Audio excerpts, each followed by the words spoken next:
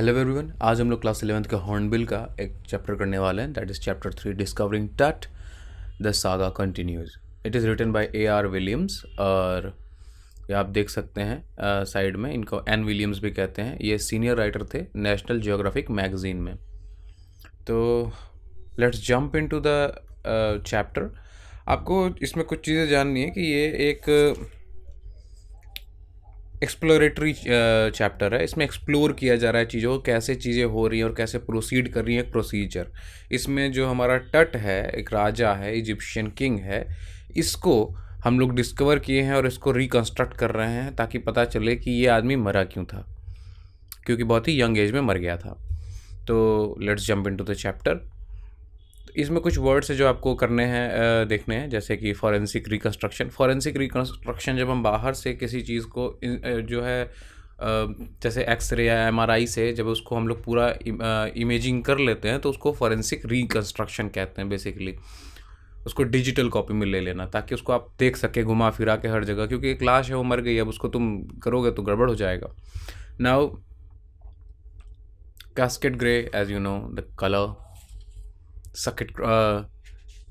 सक्टेड cross फैला हुआ है, रिजरेक्शन दोबारा उसको ज़िंदा करना, फ्यूनरल ट्रेजर, फ्यूनरल में उसके साथ में जो दबाया गया है, जो ट्रेजर्स उसके साथ में, सरकमवेंटेड घेर लेना, उसके बाद कंप्यूटर टोमोग्राफी इमेजिंग है बेसिकली, और एरी डिटेल जो एकदम माइन्यूट डिटेल्स है उसके बारे में बात कर रहा है। Now he was just a teenager when he died. Basically जब किंग टेट मरा था तो वो बस टीनेजर था। टीनेजर की एज कितनी है? 12 से लेकर 19 साल के बीच में होगा। 11 कर दो, 11 से 19 के बीच में टीनेजर है when he died. The last year of powerful family that had ruled Egypt rule किया था बेसिकली। और उसको कैसे लीड किया गया था? जब वो मरा तो उसको गोल्ड के साथ में उसको दफना दिया गया, उसके बाद भुला दिया गया। उसके बाद उसका टूम डिस्कवर हुआ था 1922 में। दिस इज़ इम्पॉर्टेंट पॉइंट कि उसका टूम कब डिस्कवर हुआ था? 1992 में। कहाँ डिस्कवर हुआ था? इसका डिस्कवर हुआ था कि कहाँ गया, हाँ, the modern world has speculated, मतलब अज्यूम किया कि क्या हुआ होगा, with murder being the most extreme possibility. लोग कहे कि अच्छा हो सकता है, मतलब मोस्ट एक्सट्रीम पॉसिबल केस में उसका मर्डर हो सकता है। नाउ उसको उसके टूम से निकाला जा रहा है for the first time in almost 80 years, 80 साल बाद। ठीक है, मतलब वो मरा तो 3300 साल पहले था, लेकिन इसके पहले भी एक बार निकाला जा चुका है मरने के बाद में इसके। टट has undergone a CT scan that offers new clues about his life and death. उसके लाइफ के बारे में, उसके डेथ के बारे में बेसिकली पता चलेगा। And provides precise data for an accurate forensic reconstruction basically of the boyish पैरो। पैरो मतलब वहाँ पे राजा था, किंग को पैरो कहते थे वहाँ पे। तो उसका एक फॉरेंसिक इमेजिंग बनाना है, उसके लिए उसको CT स्कैन के लिए बाहर निकाला जा रहा है। मर्डर उसकी एक्सट्रीम पॉसिबिलिटी थी और 1992 में उसको डिस्कवर किया गया था। नाउ जैसे उसको निकाला गया, एक angry wind stared up ghostly. Basically ये एक क्लाइमेट बनाया जा रहा है कि हाँ भाई ऐसा है, ऐसा ऐसा हो रहा है। Dust devil as king Tut was taken from the resting place in the ancient Egyptian cemetery known as Valley of King. Cemetery जहाँ पे लाशों को दफनाया जाता है उसको सेमेट्री कहते हैं। तो जब किंग को निकाला गया तो वो वैली ऑफ किंग से निकाला गया और ढेर सारे राजा को दफनाया गया था और किंग टिट को वहाँ से निकाला गया। Dark bellied clouds had scudded across the desert. अब बेसिकली वो पूरा छा गए। डार्क बेलीड मतलब बहुत ही गहरे काले बादल। Across the desert sky all and now were wailing the stars in the cascade grey. अब जो आपका स्टार्स दिखते थे रात को वो अब नहीं दिख रहे थे क्योंकि वो पूरी तरह से ढक गए थे। इट वॉज 6 PM, 6 बज रहे थे, 5 जनवरी 2005। The world's most famous mummy glided head first into the CT scanner, brought here to probe the lingering medical mysteries of this little understood young ruler who died more than 3300 years ago। 3300 साल पहले एक बच्चा मर गया था, उसको जो है यंग रूलर मर गया था। बच्चा नहीं, बेसिकली यंग रूलर मर गया था, किंग था, टीनेजर था, वो मर गया था। अब उसको CT स्कैन के लिए उसको डाला गया। कितने? 6 बजे 5 जनवरी 2005 को। और क्यों डाला गया? उसको मेडिकल मिस्ट्रीज जानने के लिए। All afternoon, the usual line of tourists from around the world had descended into the crammed rock-cut tomb, some 26 feet underground, to pay their respect. Basically, बहुत ढेर सारे टूरिस्ट आ गए थे ताकि उसको वो रिस्पेक्ट दे सके, या फिर they gazed at the murals, मतलब जो बना हुआ था murals walls पे कुछ ऐसे करके बना दिया, on the walls of the burial chamber, and peered at Tut's gilded face, the most striking feature of his mummy's shaped outer coffin lead. उसके कॉफिन लीड पर क्या था, टट का फेस बना हुआ था. तो कुछ विजिटर जो है वो some visitor read from guide books in whisper, other stood silently. अब देखो, कुछ लोग शांत खड़े थे, कुछ लोग विस्पर कर रहे थे, ठीक है. Perhaps pondering Tut's untimely death in his late teens. Basically late teens में मरा था, यानी अराउंड वो 17 के ऐसे एबव रहा होगा. With a shiver if the pharaoh's curse, मतलब बेसिकली पैरोकर्स के बारे में साइलेंट थे. वो लोग सोच रहे थे कहीं राजा का हमें श्राप ना लग जाए. डेथ और miss Fortune falling upon those who disturb him. इसी तरह का कुछ लिखा गया है शेक्सपियर के टूम के ऊपर में भी, ठीक है, कि जो भी मेरे स्टोन्स को डिस्टर्ब करेगा उसको कर्स होगा, ऐसा करके शेक्सपियर ने भी अपने टूम पे लिखवा दिया है. तो इस तरह का लोगों को लग रहा था कि मेरा जो पैरा को डिस्टर्ब कर रहा था उसको कर्स लगेगा. The mummy is in very bad condition, बहुत ही ख़राब कंडीशन में, because of what Carter did. अब एक कार्टर कौन है भाई? कार्टर जो है इन 1920s में जो है ये हुआ. सेड जही हवा, secretary general in Egypt, supreme council of antiquities. अब ये देखो, सेक्रेटरी जनरल ऑफ इजिप्ट है सुप्रीम काउंसिल ऑफ एंटिक्विटीज़ में. ये कौन है? जूही हवास. ये अभी की बात है, लेकिन 1920s में कौन इसको डिस्टर्ब किया था? कार्टर किया था. As he leaned over the body for long first look, Carter, यानी उसका पूरा नाम क्या था? Howard Carter. That is was the British archaeologist था वो, जो 1922 में डिस्कवर किया था टट के टूम को. और बहुत ज़्यादा फ्यूटाइल, मतलब बहुत ज़्यादा बेकार, उसमें सर्चेस किया पर कुछ मिला नहीं, लेकिन 1922 में उसको टट का टूम मिल गया. Its contents though harshly ransacked in antiquity were surprisingly complete. They remain the richest royal collection ever found and have become the part of the Pharaoh's legend. Basically उसको ढेर सारी गोल्ड से, ढेर सारे उसके जो रॉयल कलेक्शन में जितने भी चीज़ें थी जो राजा को दी जाती हैं वो सब दे दिया गया था. उसके टूम में सब था. रैनसैक हो गया था, जल्दी जल्दी उसको निकालने की कोशिश किया गया था. और उसका जो बॉडी था वो ठीक ठाक था पोजीशन में. और जो आर्टिफैक्ट्स थे वो गोल्ड में थे, कुछ कुछ कंप्लीट थे, ठीक है. अब जैसे कि जो एंटिक्विटीज़ थे वो वर सरप्राइजिंगली कंप्लीट, ठीक है. और ये मतलब रिचेस्ट रॉयल कलेक्शन था जो कभी मिला था एक राजा के, मतलब एक लेजेंड ही बन गया था कि इतना गोल्ड. और इंटरनल ब्रिलियंस मेंट गारंटीड रिजरेक्शंस. मतलब वो था कि किस लिए दिया गया था भाई? क्योंकि राजा जो है रिजरेक्ट करेगा और उसको इन सब चीज़ों की ज़रूरत पड़ेगी.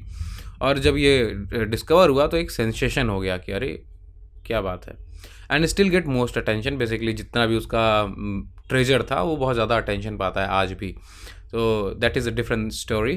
People are always attracted towards treasure. But Tut was also buried with everyday things he would want in the afterlife. Board games, a bronze razor, linen undergarments, cases of food and wine. Basically और क्या क्या चीज़ें मिली थी टट में? Basically everyday जो थी चीज़ें थी वो उसे मिली जो उसको आफ्टर लाइफ में ज़रूरत पड़ेगी. ऐसा माना जाता है इजिप्शियन मिथोलॉजी में कि जब आदमी मर जाता है तो वो ट्रैवल करता है to the gates of heaven and hell. वहाँ पे उसको बोला जाता है, ये एक्चुअली रोमन है, हाँ रोमन मिथोलॉजी में है. और इजिप्शियन भी लगभग ऐसा ही है कि वहाँ पे जा कर के उसे अपने गोल्ड से अपनी जो है स्वर्ग में जगह खरीदनी पड़ती है. तो उसको ढेर सारा गोल्ड लेड कर दिया जाता है. और जब तक वो ट्रैवल करेगा to the gates of that judgement, उसको ढेर सारी एवरीडे चीज़ें की ज़रूरत पड़ेगी. जैसे कि शेविंग के लिए उसको ब्रॉन्ज रेजर रखा गया था, लिनन अंडरगारमेंट रखे गए थे, और फूड और वाइन की ज़रूरत है, और बोर्ड गेम राजा बोर ना हो जाए.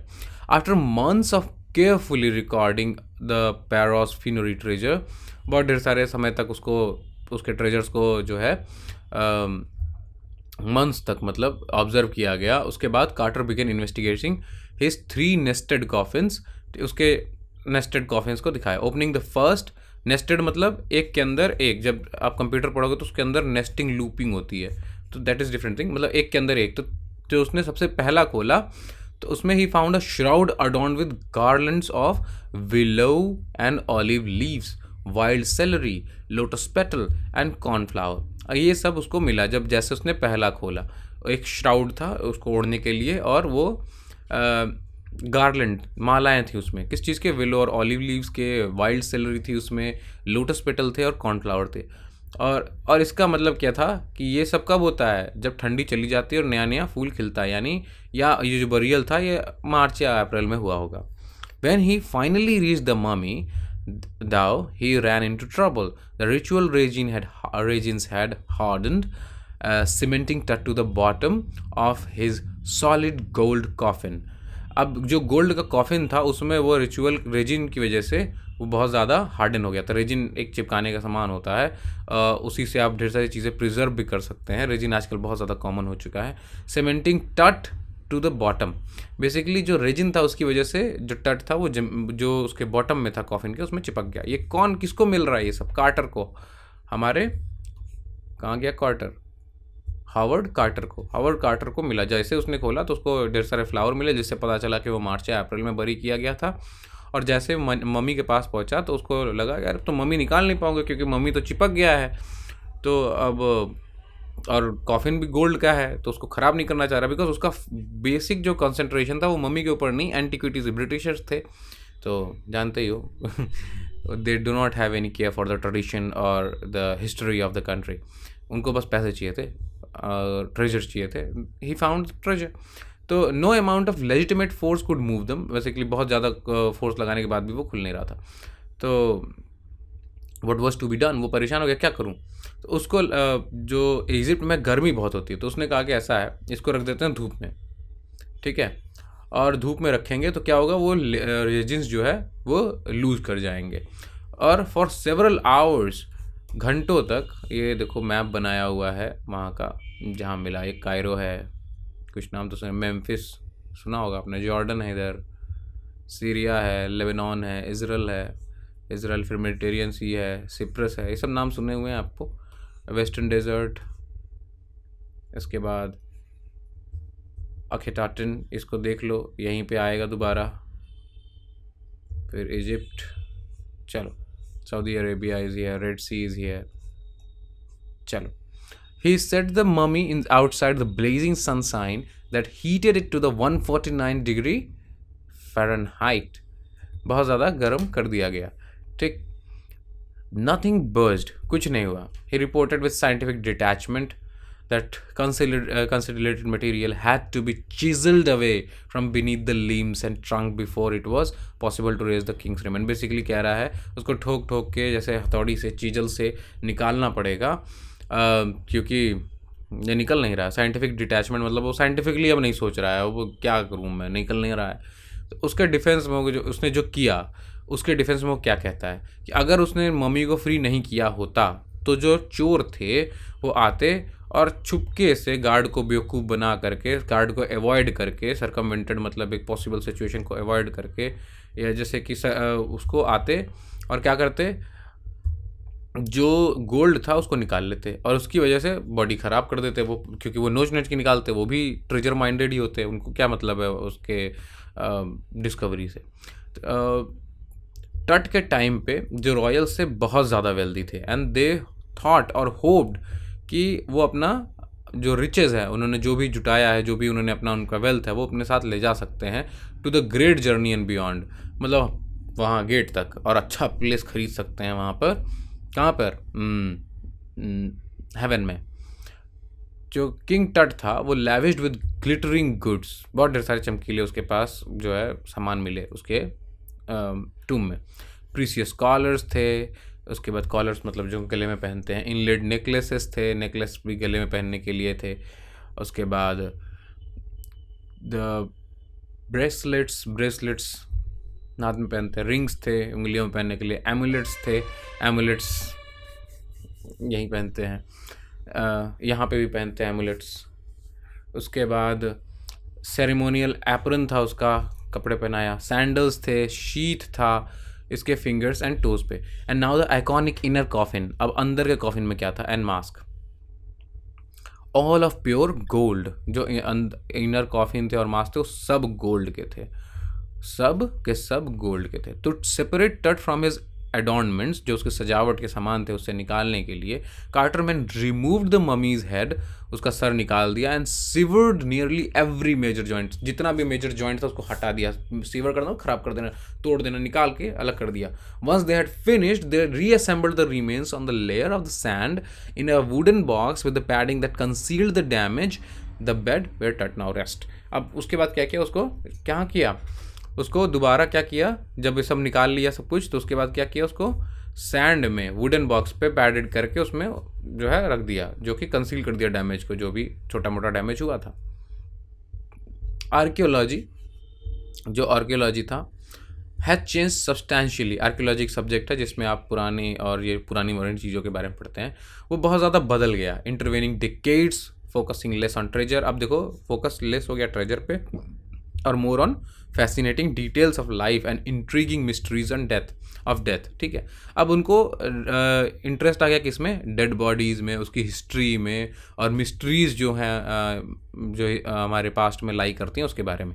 It also use more sophisticated tools, और ज़्यादा सोफिस्टिकेटेड टूल्स इस्तेमाल किए जाते हैं, including medical technologies like in 1968, more than 40 years after Carter's discovery, an anatomy professor x-rayed the mummy and revealed a startling fact. मतलब चौंकाने वाला एक फैक्ट दिखाया उसने, किसने, 1968 में, 40 साल बाद, लगभग 40 साल बाद कार्टर की डिस्कवरी के, जो एक एनाटॉमी प्रोफेसर थे, उन्होंने एक्सरे किया और पता चला कि beneath the raising that cakes his chest, basically resin के नीचे जो है, जो उसके चेस्ट के ऊपर में रेजिन लगा हुआ था उसके नीचे, उसका ब्रेस्ट बोन और फ्रंट रिब था वो मिसिंग था, वो नहीं है उसके पास। एक्सरे करने के बाद पता चलता है कि जो उसका ब्रेस्ट बोन है, ब्रेस्ट बोन यहाँ पे जिसमें आकर के जुड़ती है, और एक जो है फ्रंट रिब मिसिंग है उसमें।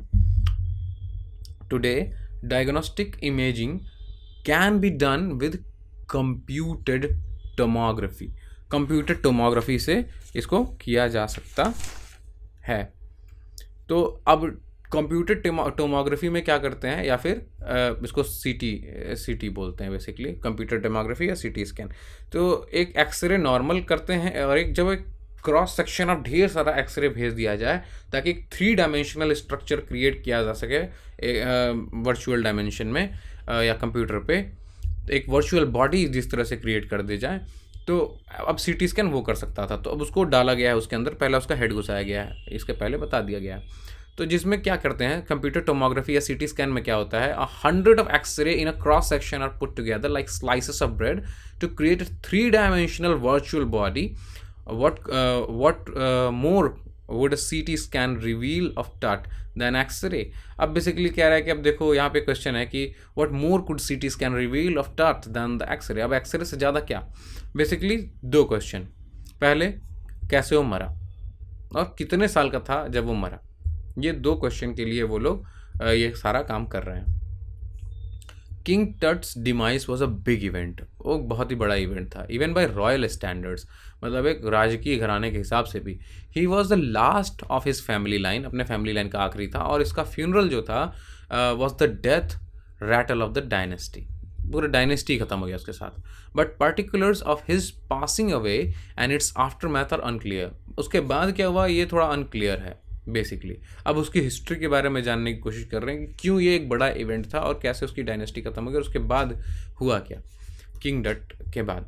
तो एमेनहोटेप, उसको एमेनहोटेप 3 जो था उसका जो है ग्रैंड फादर था। यहाँ पे फादर वाली बात लिखा जरूर है पर आगे जाके चैप्टर खुद ही इसको डिक्लाइन कर देगा। तो उसका ग्रैंड फादर था और ये एक पावरफुल किंग था जो कि 4 डेकेड तक जो है रूल किया in the 18th dynasty golden age, मतलब गोल्डन एज में। ठीक है, हिज सन एमेनहोटेप 4 ने क्या किया, उसको सक्सीड किया and initiated one of the strangest period in the history of ancient Egypt. Ancient Egypt का सबसे जो है स्ट्रेंजेस्ट, दो नाम याद रखना है आपको, एक एमेनहोटेप थ्री, एमेनहोटेप थ्री दादा है और एमेनहोटेप फोर पापा है उसका बेटा। तो ये जो है सक्सीड किया एग्जिट के जो है थ्रोन को। 4 डेकेड तक ये आदमी, 40 साल तक ये आदमी रूल किया और इसके बाद एमेनहोटेप आ गया और इसने बहुत ही स्ट्रेंज डिसीजंस लिए। जैसे कि सबसे पहला काम क्या किया, न्यू पैरो मतलब न्यू किंग प्रमोट किया worship of Aten the sun disc, और अपना नाम बदल करके एखेनाथेन रख दिया या फिर सर्वेंट ऑफ एथेन। और अपना रिलीजियस कैपिटल जो है, religious capital old city of Thebes से हटा करके न्यू सिटी ऑफ एखेटाटेन कर दिया, एखेटाटेन में ले गया, जिसको अभी आज के डेट में अमरना कहते हैं। अमरना, तो सबसे पहला काम क्या किया उसने, नया किंग जैसे ही बना उसने कुछ स्ट्रेंजेस्ट डिसीजंस लिए। पहला कि सन डिस्क को तुम लोग अब वर्शिप करो, सबको फोर्स किया वर्शिप ऑफ एथेन करना है, ठीक है। और अपना नाम बदल करके एमेनहोटेप फोर से एखेनातेन कर लिया। इसका मतलब क्या था, सर्वेंट ऑफ एथेन। और उस अपना रिलीजियस कैपिटल जो था वो सिटी ऑफ थेब्स से हटा करके सिटी ऑफ एखेटातेन में कर लिया, और इसको अभी क्या आज के डेट में अमरना कहते हैं। उसने और ज़्यादा क्या कहा कि उसने आमुन, जो पहले जो मेजर गॉड था जिसको लोग मानते थे, उसकी इमेजेस को स्मैश करना शुरू किया, उसके टेम्पल्स को तोड़ना शुरू कर दिया। उसने और ज़्यादा स्ट्रेंज क्या किया, अपना तो वर्शिप कर रहा था, दूसरों को फोर्स भी कर रहा था, और जो पुराना गॉड था, जो रिस्पेक्टेबल गॉड जिसको लोग पूजा कर रहे थे, उसको तोड़ना शुरू कर दिया। और रे जॉनसन जो कि एक डायरेक्टर हैं, director of the university of Chicago research centre in Luxor, ये कहते हैं कि it must have been a horrific time, बहुत ही ख़राब समय रहा होगा, हॉरिबल रहा होगा, हॉरिफिक टाइम रहा लोगों के लिए, कि जिस गॉड को प्रे कर रहे हैं उस गॉड को फॉलो नहीं करने दिया जा रहा, और ज़बरदस्ती ये गॉड को हमारे ऊपर प्रेशराइज किया जा रहा है, इसको जो है करो, फॉलो करो, और रिलीजियस कैपिटल चेंज कर दिया जा रहा है, और राजा खुद का नाम बदल दे रहा है और लोगों को इधर उधर कर रहा है, परेशान कर रहा है। The site of ancient Thebes, okay, Luxor क्या था, लक्सर एक अच्छा, एंशिएंट थीबीज, ये the site of ancient Thebes, okay. The family that had ruled for centuries was coming to an end, and then Akhenaten went a little wacky. Basically अब वो पागल हो गया, पागलों जैसी हरकतें करने लगा, मतलब सेंचुरीज तक उन्होंने रूल किया, उसके बाद अभी जो है ऐसा पागलपन वाला हरकतें कर रहा है। एखेनातेन का मरने के बाद में a mysterious ruler named Smenkhkare appeared briefly and exited with hardly any trace. एक आदमी आया, सेमेनखरे का कोई ऐसा कुछ ऐसा सिग्निफिकेंट इम्पैक्ट नहीं दिखता है, बहुत छोटे समय के लिए आया एखेनातेन के मरने के बाद में और फिर चला गया। उसके बाद टटकातेन, यानी टटकातेन के आने के बाद, यानी कि टट, हमारा किंग टट वो आ गया। टटकातेन आते ही सबसे पहले क्या किया, अपना नाम बदल करके टटकामून रख लिया, यानी लिविंग इमेज ऑफ आमून, यानी जिसको वो मना कर रहा था मेजर गॉड को प्रे करने के लिए, उसने अपना नाम चेंज करके लिविंग इमेज ऑफ आमून कर दिया, यानी अब वो पीपल्स किंग होने लगा, वो लोगों के साथ में जाने लगा। And over saw restoration of the old age, अब वो ओल्ड एज को रिस्टोर करने की कोशिश करने लगा। ही रेन्ड फॉर अबाउट 9 years, 9 साल तक जो है रूल किया। अगर हम 9 साल तक मान भी ले तो 11 साल में मान लेते हैं कि उसने किया है, तो प्लस 9 साल कर लो, या 10 साल मान लो, तो 19 साल की उम्र में डेथ हुआ होगा, 20 साल में, 19 साल में, तो 10 साल की उम्र में हमको लग रहा है कि वो आ गया होगा। अपने फेम के regardless of his fame and speculation about his fate, Tut is one mummy among the many of the Egypt में बहुत ढेर सारे मम्मी हैं। हाउ मैनी कोई नहीं जानता है। द इजिप्शियन ममी प्रोजेक्ट एक शुरू हुआ था, जो कि अपना इन्वेंट्री शुरू किया था 2003 में। उसने बताया है कि लगभग 600 उन्होंने अभी तक ट्रेस कर लिया है, कि 600 तो हैं और अभी भी बढ़ ही रहे हैं। The next phase scanning the mummies with a portable CT machine donated by the National Geographic Society and Siemens its manufacture. Siemens manufacturer है सीटी स्कैन करने वाले, और एक पोर्टेबल स्कैन से करके मम्मी को वो लोग चेक करेंगे, स्कैन करेंगे सारे मम्मी को, और पोर्टेबल सीटी मशीन है उनके पास में, जो कि नेशनल जियोग्राफी ऑफ सोसाइटी और सीमेंस ने मिलकर दिया हुआ है। सीमेंस में एक मैन्युफैक्चरर है सीटी मशीन का। किंग टट जो है पहला ऐसा मम्मी था जिसको स्कैन किया गया। In life, in death, moving regally ahead of his countryman. Regal basically राजा के लिए आता है, किंग के लिए आता है, अपने देशवासियों से आगे ही बढ़ रहा था। चलो, a CT machine scan the mummy head to toe, उसको पैर से जो है सर से हेड की तरफ जो है पूरा पूरा किया, और 1700 डिजिटल एक्सरे इमेजेस निकाले गए क्रॉस सेक्शन में। बेसिक सिटी स्कैन वही करता ही है। टट का हेड जो है स्कैन किया गया, scanned in 0.62 millimeter slices to register its intricate structure। अब बहुत ही छोटे छोटे स्लाइसेस तक उसको जो है स्कैन किया गया, 0.62 मिलीमीटर तक का उसका जूम तक चले गए वो लोग। Take on airy detail in the resulting image, बहुत ज़्यादा डिटेल्ड इमेज आई। With Tut's entire body similarly recorded, a team of specialist in radiology, forensic and anatomy, 3 लोग मिले, रेडियोलॉजी, फॉरेंसिक और एनाटॉमी, और उन्होंने begin to probe the secrets that winged goddesses of gilded burial shrine protected for so long. Basically वो लोग सारे मिल गए, अब सारे लोग स्कैन कर रहे हैं, देख रहे हैं और अच्छे से ऑब्जर्व कर रहे हैं। और जिस रात द नाइट ऑफ स्कैन जो था, एक वर्कमैन कैरीड द टट फ्रॉम वर्कमैन, जो एक नहीं मतलब वर्कमैन, ढेर सारे काम करने वाले वर्कमैन, टट from the टूम in his box, उसके बॉक्स में ले आए। Like Paul bearers they climbed ramp and flight of stairs into swirling sand outside, then rose on a hydraulic lift into the trailer that held the scanner।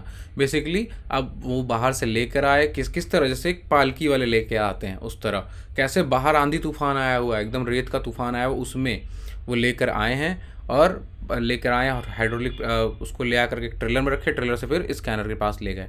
20 minute बाद 2 आदमी आए। 20 minutes later 2 men emerged, sprinted from an office nearby, returned with a pair of white plastic fans। अब plastic fan के साथ दौड़ते हुए 2 आदमी बाहर आए। The $1 million scanner had quit because of the sand in the cooler fan. Cooler fan में बालू चला गया था जिसकी वजह से चल नहीं रहा था, तो प्लास्टिक फैन लगा करके वो लोग निकालने की कोशिश कर रहे थे। तो कर्स ऑफ द पैरो, एक गार्ड ने नर्वसली ऐसे ही मजाक कर दिया। इवेंचुअली द सब्सटीट्यूट फैन जो था वो अच्छा काम किया, तो finish the procedure. After checking that no data had been lost, तो जब देख लिया कि हाँ कोई डेटा लॉस्ट नहीं हुआ है, देन द टेक्नीशियन टर्न टट ओवर टू द वर्कमैन। उसके बाद वर्कमैन को फिर से दे दिया गया, फिर उसको ले जाकर के उसके टोम में लेटा दिया गया वैसे के वैसे ही। लेस देन 3 घंटे के अंदर में ही जब उसके कॉफिन से निकाला गया, ये सारा काम हो गया। And the pharaoh again rested in peace where the funerary priest had laid him so long ago, जहाँ पे उसको पंडित ने बहुत साल पहले जो है लेटाया था। Now, back in the trailer, a technician pulled up astonishing image of Tut on computer screen। Technician ने जो है बहुत अच्छा इमेज निकाला। Grey head look took shape from scattering of pixels and technician spun and tilted it in every direction। हर जगह घुमा फिरा के उसको देख रहे हैं, जैसे आजकल आप देख सकते हैं 3D स्ट्रक्चर को। नेक वर्टिब्री जो था वो neck vertebrae appeared as clearly as an anatomy class. एक एनाटॉमी क्या होता है, एनाटॉमी जब आप हड्डियों की स्टडी करते हैं एनाटॉमी, तो एनाटॉमी की क्लास की ज़रा ऐसा लग रहा था कि हम लोग पूरा स्केलेटन देख रहे हैं, एकदम बढ़िया। Other images revealed a hand, several views of rib cage and transsections of skull. Transsection of skull दिख रहा है उसको, रिब केज दिख रहा है और हाथ दिख रहे हैं और ढेर सारी, मतलब जितने भी उसने स्कैन किया था सबको बारी बारी से देखा जा रहा है। But now the pressure was of, अब दिमाग से प्रेशर हट गया था। क्यों हट गया था भाई? Sitting back in his chair, Zahi Hawass क्या बोलते हैं, स्माइल करते हैं, कहते हैं विजिबली रिलीव्ड है वो, और कहते हैं I didn't sleep last night not for a second. जब तक स्कैन चल रहा था मैं एकदम जो है नर्वस था, क्योंकि कुछ भी गलत नहीं हुआ और वो एकदम बढ़िया से आराम से बैठे हुए थे। I was so worried but now I think I will go and sleep. तो बेसिकली एक आप एंशियंट सामान को निकालें, एंशियंट बॉडी को निकालें जो कल्चर से बिलोंग करता है, उसके ऊपर आप काम करें तो आपको वरी होगा कि कहीं कुछ गड़बड़ ना हो जाए। इतना बड़ा हमने रिस्क लिया, इतने बड़ी बड़ी मशीनें लगी, इतने लोग लगे हुए हैं, तो it was a very tough night. तो रात भर सोया नहीं था। जब ये सारा काम हो गया, स्कैन हो गया, सारी इमेजेस आ गए उनके पास में, उन्होंने सब सिक्योर कर लिया। नाउ कह रहा मैं जाएगा सोएगा। अब ये देखो जो म्यूरल इन द किंग टट्स टूम है, जो कि किंग टट को दिखा रहा है ओसाइरस के साथ में, a god of after life. Osiris कौन है? God of after life. By the time we left the trailer descending metal stairs to the sandy grounds, the wind had start. अब जब वो लेट गया है तो अब यहाँ पे एक जो है ड्रामेटिक एक बताया जा रहा है कि देखो अब क्या हुआ कि जो बाहर हवा चल रही थी, आंधी तूफान आता, सब शांत हो गया है। और विंटर एयर ले कोल्ड एंड स्टिल, जो ठंडी हवाएं चल रही थी वो एकदम शांत हो गई, जैसे कि खुद मौत हो, death itself in its valley of departed, जो चली गई हो एकदम शांति से। Just above the entrance of the Tut's tomb stood Orion, Orion खड़ा था। द कॉन्स्टलेशन, एक कॉन्स्टलेशन भी Orion, that ancient Egyptians knew the soul of Osiris, उसको वो लोग सोल ऑफ ओसाइरस कहते थे, the god of after life watching over the boy king.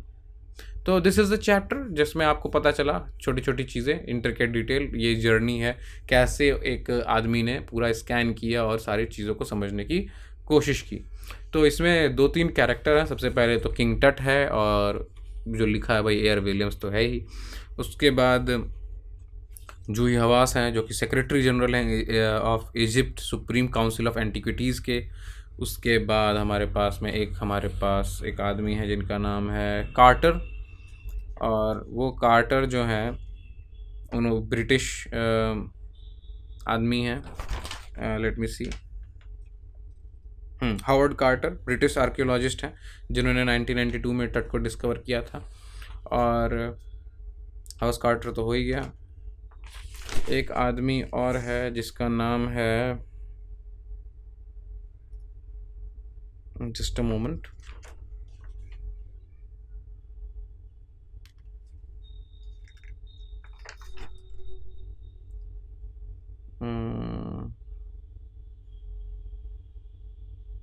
Okay पता नहीं कहाँ गया, मिल नहीं रहा। हाँ, रे जॉनसन जो है वो यूनिवर्सिटी ऑफ शिकागो में रिसर्च सेंटर है जो लग्जर में, उसके जो डायरेक्टर हैं उन्होंने कहा कि ये हॉरिफिक टाइम है, उसको डिक्लेयर किया। तो इसमें 2-3 चीज़ें हैं, मॉडर्न टेक्नोलॉजी कैसे काम कर रही है और आर्कियोलॉजी कितना आगे आ चुका है।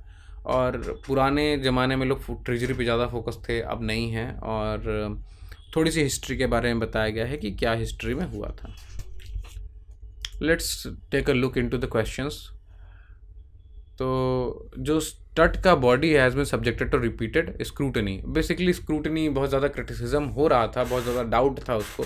क्यों डाउट था? बिकॉज डेटा नहीं है, इन्फॉर्मेशन नहीं है, तो लोग स्पेकुलेट कर रहे हैं चीज़ों को, अच्छा चलो ऐसा हुआ होगा, ऐसा हुआ होगा। और मर्डर उसमें एक्सट्रीम पॉसिबिलिटी है। जो हावर्ड कार्टर हैं वो कैसे इन्वेस्टिगेशन और रिजल्टेड, कैसे उनका जो इन्वेस्टिगेशन था उसको लोग ज़्यादा अप्रूव नहीं करते थे, क्यों उनको जो है अच्छा नहीं माना जाता। बिकॉज हावर्ड कार्टर ने जब 1922 में डिस्कवर किया था इस टूम को, तो उन्होंने इसके साथ बहुत ही हार्शली पेश आए थे। वो बेसिकली ट्रेजर के बारे में ज़्यादा देख रहे थे और फिर नॉन साइंटिफिक तरीके इस्तेमाल किए, यानी चिज़ल से इस्तेमाल किया, चिज़ल को, ताकि रेजिन को हटाया जा सके। तो ये एक प्रॉब्लम था। उन्होंने अपने डिफेंस में ये कहा कि भाई देखो ऐसा है, अगर मैं ये काम नहीं करता तो वैसे भी चोर लुटेरे आ ही रहे थे, वो ले ही जाते, मैंने इसीलिए किया इसको बचाने के लिए। Carter had to chisel away the solidified resin to raise the king's remain. क्यों किया उसने ऐसा? क्योंकि वो निकल ही नहीं रहा था, धूप में रखा उसको इतने देर तक, घंटों तक निकला ही नहीं वो, उसको कुछ तो करना था, उसने कर दिया। Tut's body was buried along with gilded treasures, चमकीले ट्रेजर्स के साथ में उसको, टट की बॉडी को रखा गया था। क्यों भाई? ऐसा है कि बहुत ढेर सारे उसमें भाई लोग बिलीव करते थे उस टाइम एजिस में कि भाई मरने के बाद में किंग जब जाता है तो आफ्टर लाइफ में उसको चीज़ों की ज़रूरत पड़ती है और वो अपना स्पेस खरीद सकता है इन हेवन। इसके लिए उसको गोल्ड से एकदम बढ़िया से भर के रखा था और उसको डेली लाइफ की चीज़ें भी दी जाती थी, जैसे कि रेजर दे दिया गया, लिनन के अंडर गारमेंट दे दिए गए, इस तरह की चीज़ें भी थी। The boy king change his name from टट अखातिन टू टट अखान आमून, टट अखामून। तो बेसिकली ऐसा क्यों किया उसने? क्योंकि इसके पहले एमेनहोतेप 4 जो इसका पिता था वो बहुत ही ज़्यादा अजीब आदमी था, उसको बोला जाए पागल हो गया था वो। उसने सारी चीज़ें ही बदल दी। उसने क्या किया? सबसे पहले तो उसने वर्शिप करना शुरू कर दिया सन को। उसने कहा कि भाई देखो हम करेंगे एथेन को वर्शिप, और अपना नाम बदल करके उसने क्या कर दिया? एखेनातिन कर दिया, यानी सर्वेंट ऑफ एथेन है वो। उसने सारे रिलीजियस प्लेसेस जो पहले थे उनको, इमेजेस थे, उसको ख़राब करना शुरू कर दिया, और जो मंदिर थे उनको बंद करना शुरू कर दिया, जो टेम्पल्स थे जो तुम्हारे आमून के थे। उसके बाद में इसी टाइम को जो है रे जॉनसन ने कहा कि बहुत ही ख़राब समय था। जैसे ही टट आया गद्दी पर, उसने पुराने इस तरीक़ों को रिस्टोर करना शुरू किया और इसी चक्कर में उसने अपना नाम बदल करके लोगों को ये प्रॉमिस करने के लिए कि हम जो है सब कुछ ठीक करेंगे, उसने अपना नाम बदल करके टट आखेतेन से टटआखामून कर लिया।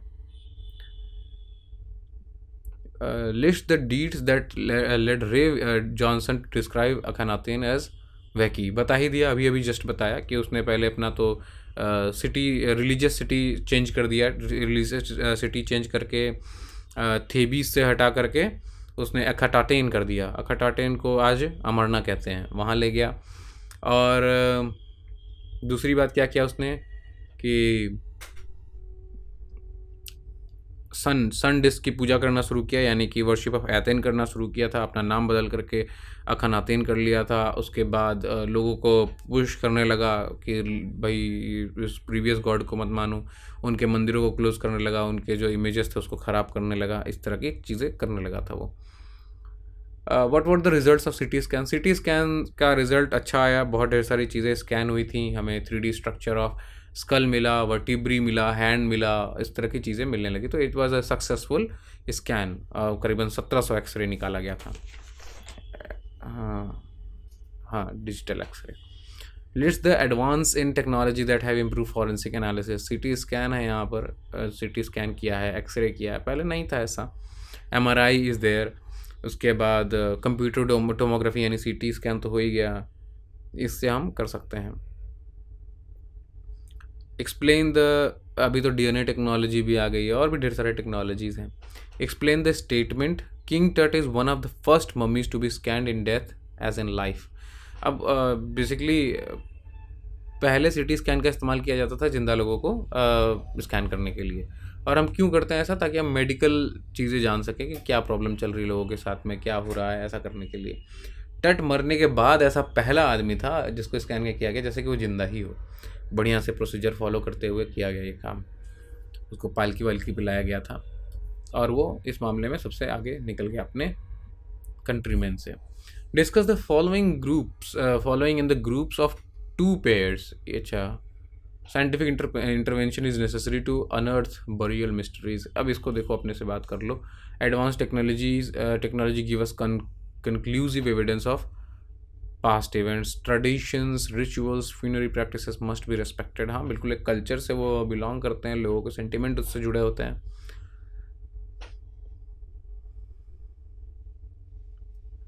जो एडवांस टेक्नोलॉजी है वो कंक्लूसिव एविडेंस देते हैं पास्ट इवेंट्स, क्योंकि हम ज़्यादा अच्छे से एनालाइज कर सकते हैं इसलिए।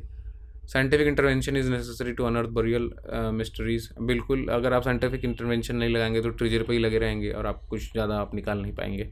Knowledge about the past is useful to complete our knowledge of the world we live in. Past का नॉलेज जानने से हम अपना अभी का नॉलेज जो है अपने वर्ल्ड के बारे में जान सकेंगे बढ़िया से। ओके,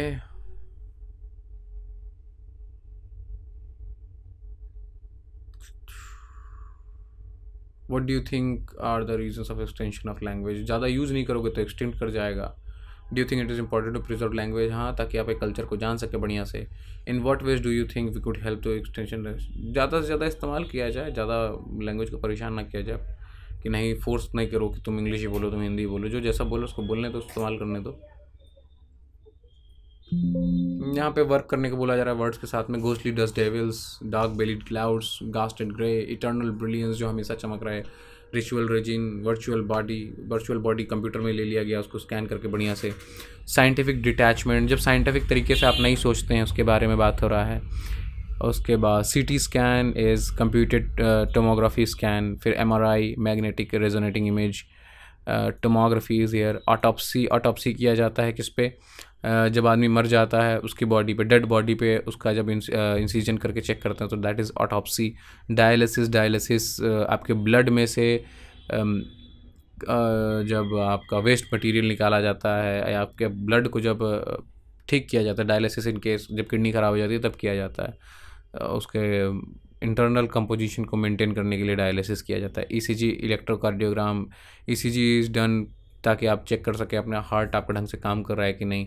कार्डियो आ गया तो हार्ट से रिलेटेड है। पोस्टमार्टम मरने के बाद किसी के डेथ का रीज़न जानने के लिए पोस्टमार्टम किया जाता है। Angiography is again graph of heart, जो आप चेक करते हो कि आपका हार्ट का जो वेन्स है और जो आपका वेना कावा है और आर्टरीज़ हैं वो ढंग से काम कर रहा है कि नहीं, कहीं इश्यूज़ तो नहीं आ रहे हैं। अभी तो आजकल हम ट्रेस कर सकते हैं बहुत बढ़िया एंजियोग्राफी में, तो बता देता है कि यहाँ पे प्रॉब्लम है, यहाँ पे ब्लॉकेज है, और एंजियोग्राफी से हम उसको ठीक करते हैं, हार्ट अटैक को दूर करते हैं। बहुत ढेर सारे कोलेस्ट्रॉल जब हम लोग जमा लेते हैं वेन्स में और आर्टरीज़ में। Biopsy is done on living tissues to know कि क्या डिजीज़ है। जैसे कि अगर कोई लिविंग टिश्यूज़ पे जब कोई काम हो रहा होता है तो that is biopsy. Things to do, the constellation Orion is associated with legend of Osiris, god of after life. देखो भाई इसको रात में। उर्सा मेजर, पोलरिस, पेगासस अभी सॉफ्टवेयर भी था, कुछ दिन पहले चर्चा में था। Sirius, Gemini, Polaris, Ursa Major, ये सब देखो रातों में जा कर के और कैसे वो रिलेटेड है। Some of the leaves of the and flowers mentioned in the passage are adorning olives, willow, olive, celery, lotus, cornflower, ये सब हैं इजिप्ट में कॉमन है। यहाँ पे क्या क्या कॉमन है उसको आप लिखिए, नोट करिए। Name some leaves and flowers that are used as adornments in our country. गुड़हल है, गुड़हल इस्तेमाल होता है, गेंदा इस्तेमाल होता है हमारे यहाँ पे, रोज़ इस्तेमाल होता है, और लोटस इस्तेमाल होता है, और भी ढेर सारे हमारे यहाँ पे इस्तेमाल होते हैं। Now this is note section and हमने फिनिश कर लिया है चैप्टर।